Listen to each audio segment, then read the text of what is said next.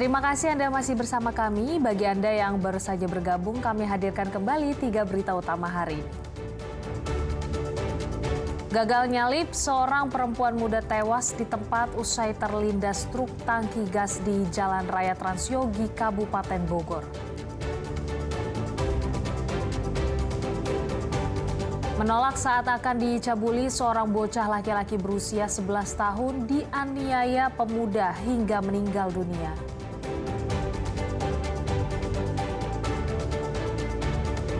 Kasus kematian seorang ibu rumah tangga yang ditemukan bersimbah darah dalam rumah di Kota Cimahi masih menjadi teka-teki.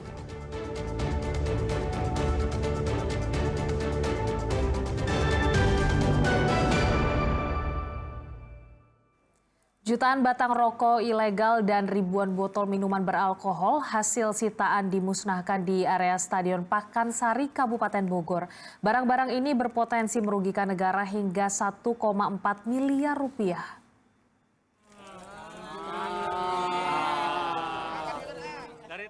Jutaan batang rokok tanpa cukai ini langsung dimusnahkan dengan cara dibakar. Tak hanya rokok ilegal, petugas juga memusnahkan ribuan botol minuman keras dengan menggunakan alat berat. Barang-barang yang dimusnahkan merupakan hasil razia gabungan Satpol PP, Bea Cukai, TNI dan Polri selama 1 tahun di 26 lokasi di wilayah Kabupaten Bogor. Pemusnahan barang bukti berupa 1,8 juta batang rokok tanpa cukai dan 13.288 botol minuman keras berbagai merek dipimpin langsung oleh Bupati Bogor dan Kepala Kantor Wilayah Ditjen Bea Cukai Jawa Barat. Pemusnahan dilakukan sebagai bentuk komitmen pemerintah daerah dalam memberantas peredaran barang tanpa izin cukai. Yang mana hari ini kita menggelar bersama pemusnahan barang bukti. Bukan dari satu kejadian operasi, tapi dari beberapa kali rekan-rekan di pemerintah Kabupaten Bogor melakukan pemeriksaan, melakukan penindakan kepada beberapa toko-toko yang tidak memiliki izin untuk menjual minuman beralkohol. Karena di Kabupaten Bogor, minuman beralkohol, kami pemerintah Kabupaten Bogor tidak mengeluarkan izin secara bebas. Total nilai barang yang dihancurkan diperkirakan mencapai 2,8 miliar rupiah dengan potensi kerugian negara sekitar 1,4 miliar rupiah. Sebetulnya Kabupaten Bogor kurang lebih di Bogor ini sudah kita lakukan penindakan selama tahun 2025 itu sebanyak 10 juta batang rokok. Ini adalah rokok-rokok lokal yang kita tegah melintas dari Madura, Jawa Tengah, dan Jawa Timur. Jadi di Bogor ini atau Jawa Barat bukan tempat produksi, tapi tempat pelintasan dan pemasaran. Jadi kalau kita lihat di sini tidak dilekati pita cukai. Pemasaran rokok ilegal ini ditemukan di toko-toko dan warung-warung dengan daerah rawan, meliputi Cirebon, Purwakarta, Bogor, dan Bandung. Asep Solihin melaporkan dari Kabupaten Bogor. Kasus kematian seorang ibu rumah tangga yang jasadnya ditemukan bersimbah darah dalam rumah di Kota Cimahi masih menjadi teka-teki. Untuk mencari jejak pelaku, tim Inafis Polda Jabar diterjunkan ke lokasi kejadian.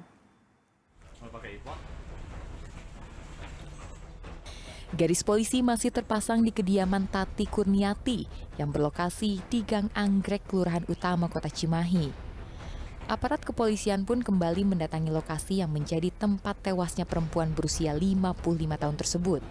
Kali ini tim gabungan dari Inafis Polres Cimahi dan Inafis Polda Jabar diterjunkan untuk melakukan olah TKP. Untuk pertama kalinya, proses olah TKP juga disaksikan suami korban. Ada 3 titik yang menjadi fokus olah TKP tim Inafis. Di antaranya ruangan di mana jasad tersebut ditemukan, kemudian bagian lantai 2 rumah, tempat salah satu anak korban tinggal, dan kebun di sekitar lokasi kejadian. Polisi masih mengumpulkan barang bukti dan sejumlah keterangan dari 8 orang saksi. Sementara keluarga meminta agar pelaku segera ditangkap. Esther sendiri yang nungguin warung, adik saya yang rumahnya di sana itu. Iya. Pas video call pas saat kejadian atau melihat foto seperti apa, Pak? Ya ini kan udah mukanya kayak hancur. Ya mudah-mudahan pelakunya segera tertangkap. Saya nggak terima istri saya dilakukan seperti itu. Ada beberapa saksi kita minta keterangan, sekitar ada 8 saksi, demikian untuk memastikan penyebab ataupun penyebab kematian atau meninggalnya seorang ibu tersebut. Ya, menurut keterangan warga setempat juga, memang sebelumnya itu terjadi keributan di rumah tersebut, namun warga tidak berani mendekat. Itu yang kami temukan ataupun keterangan dari warga. Kami belum bisa memberikan keterangan berkaitan dengan hasil otopsi tersebut karena masih berkaitan dengan penyelidikan dan pengembangan kasus ini. Sebelumnya jasad Tati ditemukan di dalam rumah pada 20 Oktober lalu. Korban pertama kali ditemukan salah satu anaknya dalam kondisi sudah tidak bernyawa dan bersimbah darah. Luka di bagian kepala dan adanya bercak darah di dinding menguatkan dugaan aksi pembunuhan. Saat kejadian, korban tinggal sendirian karena suami yang berprofesi sebagai sopir travel sedang bekerja di luar kota. Muhammad Abbas melaporkan dari kota Cimahi. Seorang bocah laki-laki berusia 11 tahun meninggal dunia usai dianiaya pemuda di Kabupaten Majalengka. Korban diduga dihabisi lantaran menolak saat akan dicabuli pelaku.